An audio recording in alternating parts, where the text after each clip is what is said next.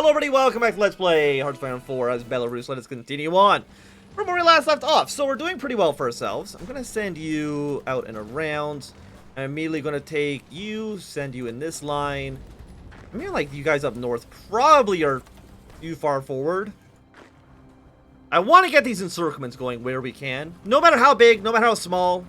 Okay, there we go. A small little encirclement there with 3, 5, 8 divisions. Very happy to see it. We should have a tank division. Yeah, tank division's on its way. I'm gonna have you strategically redeploy down south. And if we can kind of swing our way around to get bigger and bigger encirclements, it, of course, would be nice. We might even see a small encirclement with Georgia and Ukraine. But that's going to take a little bit longer. I'm going to send you to Samara. We know how many troops Russia has right now. At most, 135. Okay. So you're at 55. I'm at 24. Estonia's at 8. I mean, they might still outnumber us when you include the troops that Russia or that Germany is providing on this front as well. We're looking pretty good. Cairo's fallen. Yeah, the Ottomans have won. I'm surprised by that. I really thought they were going to fall. If you go by some of the earlier footage of how they were faring. Where's my tank division?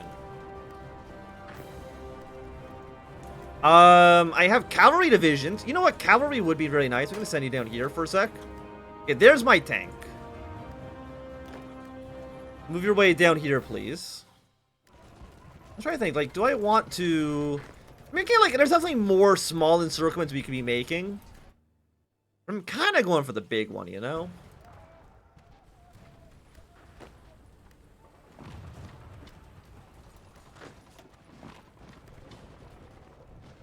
Yeah, so we got you going to Samara. This city, it's just so far away. Okay, we're now at war with the Japanese. I'm not too worried. I mean, Japan's going to kill Germany's Asia. There will be the peace event between us and Germany. It's not a big deal. Actually, that's not true. If we're at war with Japan and Russia's capitulated in the Reichspakt, it means that we will actually have to properly capitulate Japan. But that's not going to be as big of an issue, I think. No, we should be okay. I'm like 50% on the we should be okay front. Yeah, about 50%. I think 50% seems reasonable. After that, though, I cannot guarantee nor deny anything. I'm not going to be sending troops to Japan. Or propaganda. We don't need it. If anything, I need a little bit more stability. But no stability events are available to us, because they only get them if you are below 50%. And, of course, we are not below 50%.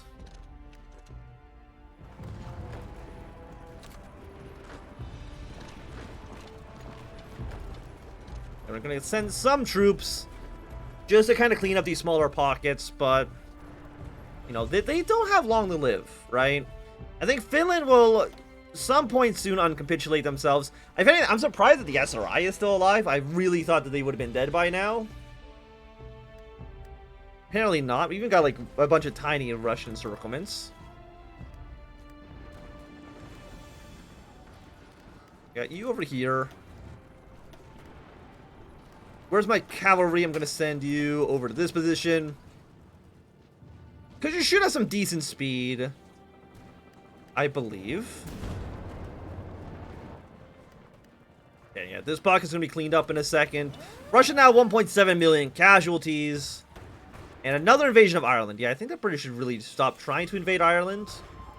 Of course, we don't have a navy, right? And with, I guess we can see here, without us having a navy, it means that we really can't get the scouting information that I would really like. Did they take the Isle of Man? The AI almost... Oh, okay, I haven't taken the Isle of Man. AI loves taking the Isle of Man. I'm going to try to send you to here. Try to get that done if you possibly can. Okay, go back to Samara.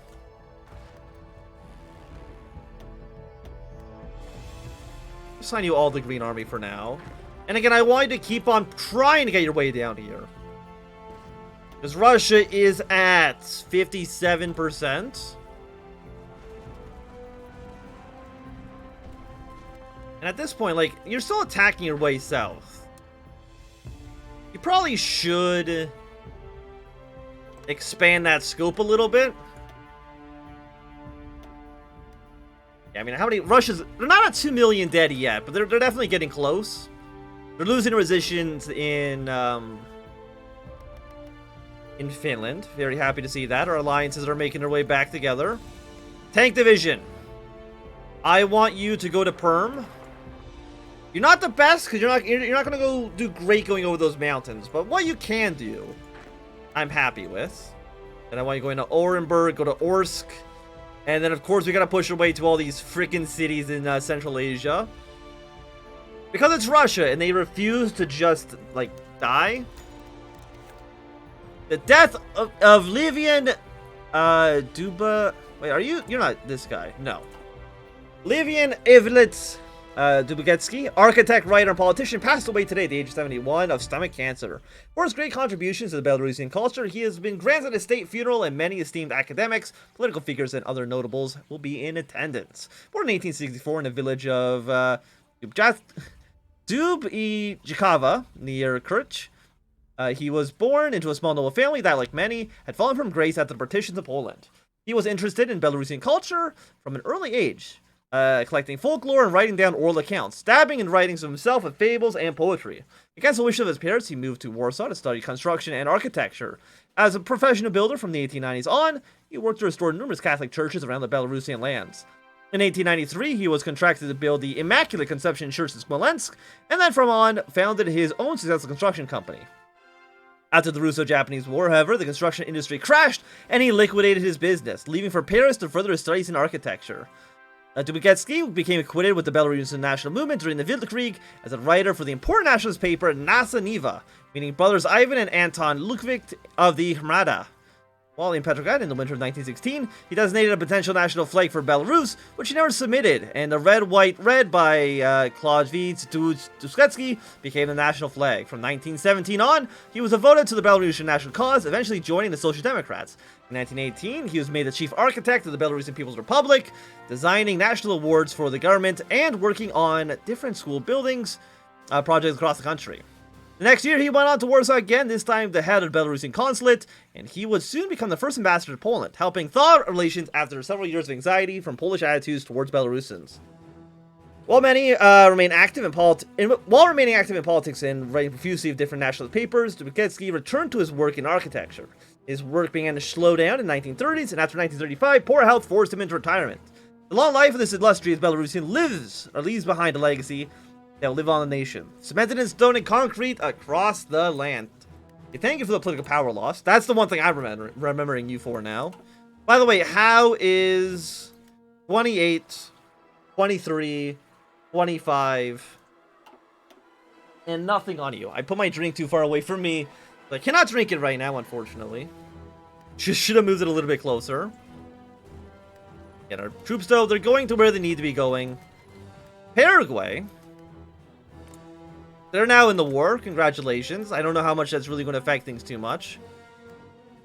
I mean, I'm just saddened by how stagnated the line against France has been. I'm assuming, like, once Russia's fallen, all these units move their way to the west, you'll be looking a lot better when it comes to dealing with the Internationale.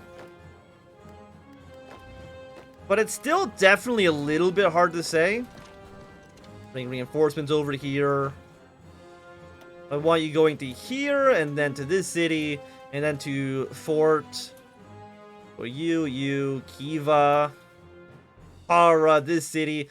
Of course, again, this is the thing when you have to deal with Russia, right? It's just they have so much land. I know you've never heard about this before, but Russia, it's freaking large, right? It's a big place. It's a big place with a lot of people. We do still need Murmansk. We will need Archangel. Or Archangelisk. It's actually worth 15 victory points now. It used to be worth 5. Okay, well, we need to make our way up in that direction ASAP. I mean, there's actually a decent amount of Russian troops in that area. Which, of course, I'm not happy with. Ireland's declared war on Ulster. Will that do anything for us? I don't believe so. I mean, it'll distract Irish troops, but I mean, it's actually, there's 2 British divisions in the south that don't even have a port. It's not an issue. Okay, but the Ottomans, they basically have won their war in the south, which we're happy with. Zarzin hasn't fallen yet, but it is on its way to collapsing. I want you going to Ekaterinburg. Move your way to these northern cities. I guess go take this airport. You know, while you're in their neighborhood, go take that airport for us. Okay, once we get here, this should constitute an encirclement, if I'm not mistaken. Yeah, we got infantry offensive. After that, do we have any... What's next? I mean, it's not that great for us. Supply consumption going down, though, would be nice. So, I will take this.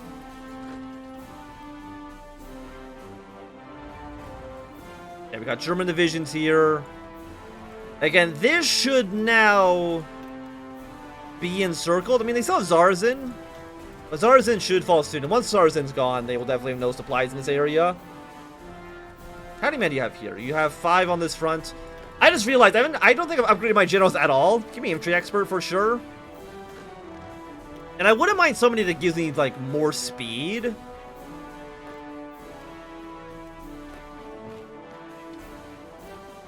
Yeah, move our way around like this.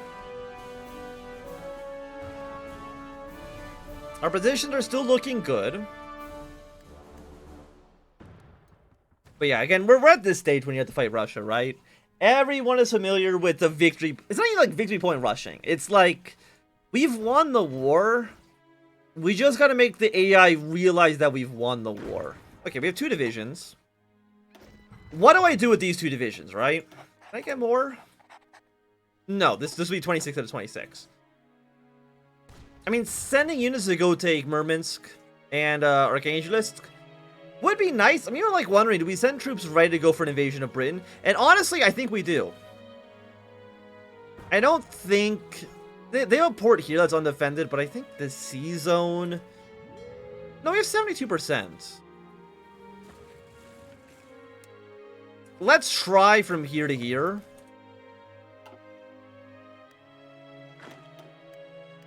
We do have naval invasion tech unlocked. And both of you will go over to that front for now. And I'll bring troops over when I can. Yeah, so you have 48%. They're still only at 48 goddamn percent. I mean, they still have... No, that's with us taking Zarzin, right? Yes. Russia. Okay, we're now at war with Ulster. It's fine. I'm not too concerned with it, but... What's our tank doing? I mean, he's still making progress. Kazan, it's worth 15 victory points, so congratulations, you're going there ASAP. What about my cavalry division? No, he has no idea what the hell's happening. I'm going to send you here, and then you're going to go to this city. Then you're going to go here. And then you're going to go take Arkhangelsk. I'm like, I don't know what else you would possibly do. Because you are worth 5. You are worth... So there's 6 victory points there. And, I mean, again, there's not really any Russian troops to oppose us. Of course, by doing victory point rushes this way, you leave us very exposed to getting encircled. Luckily, we do have our 10% encirclement bonus guy. So that's nice. That's something we have. Again, victory point rushes all day, every day.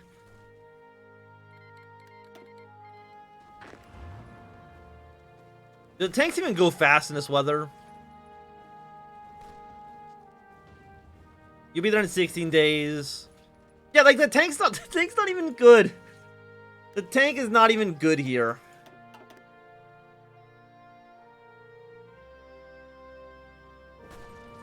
I mean, what you could do is if you lower war support enough, we can get this done. But I mean, there's not really an easy way for me to do it. I guess I can create an agency. I have civilian factories. I don't even know what we're building right now, to be honest. We're building civilian factories. Fair enough, I guess. Delete this line, delete this line. We don't want it, and I don't want my units going over there by accident. Okay, so once you've taken this, you're gonna go here, go up. Take these cities as well. Boom, boom, boom. Get that all done. Yeah, we got one guy encircled. Or one of our units got encircled. But that's, you know, to be expected. Okay, we've got 2 of them encircled. But again, that's kind of to be expected when it comes to this nonsense. Let me go to Ekaterinburg, okay? Russia. Because, like, war support, the thing with war support, at least I think that war support never fucking goes down. It's like, okay, war heroes being killed is a penalty. But, like, there needs to be something added to war support. I don't know if, like, casualty sustained as a proportion to your population. Or something has to give, right? Because you lost 2.3 million men. All of your territories occupied. Okay, there's Ulster. All of your territory's been occupied. Well, most of it. You've lost Zarzan. You lost Petrograd. You don't have Moscow. You ain't got shit, okay, Russia? Realize that you've been defeated. And go the heck home. But you, I guess... I don't get these divisions. No, don't be here. Delete this. This is literally... There's nothing there. Okay, go back to this city. So you at least will have some supplies. You move your way here, here, here, here. Because of course this is all core territory. Why would it not be core, right? Why would it not be core? 27, 32. So we're getting closer here. What I could actually do is put you on local autonomy for now.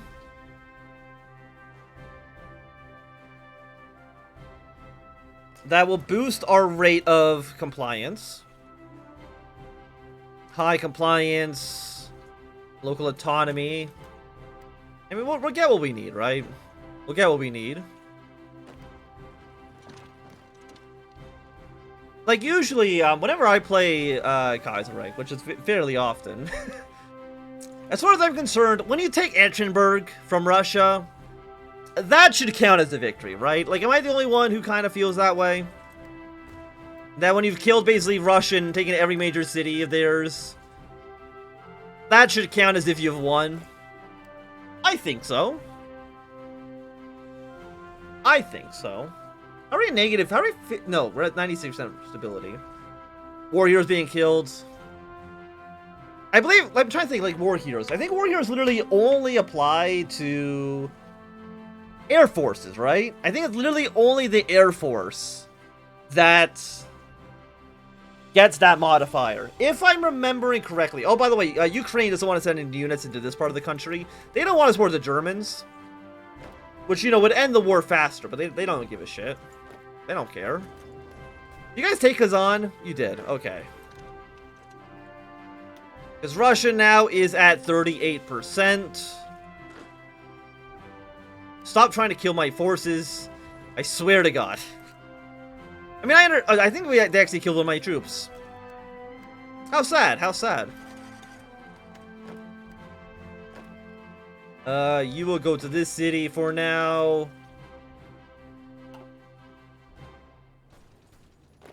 And if we just take Ekaterinburg, I consider that to be a success, and I don't care what you gotta say about it. I mean, if I can take Archangel as well, that would kind of solidify, I think, my success.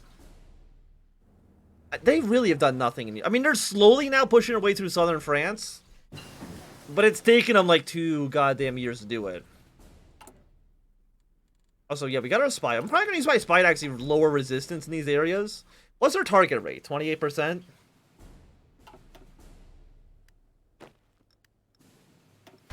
I'm going to have to force attack just because I can. Is there literally anything north? I mean, there's an airport with a couple hundred planes in it, but that's literally about it.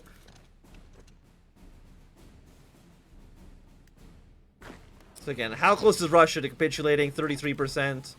Is that way? That's me with Ekaterinburg. We still need 12% of victory points.